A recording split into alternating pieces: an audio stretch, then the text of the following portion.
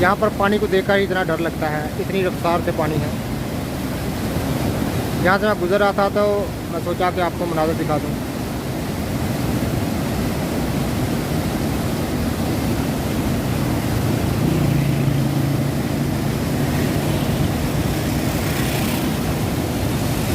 ये 1 किलोमीटर लंबा पुल है जो कि हैड मराला कहलाता है।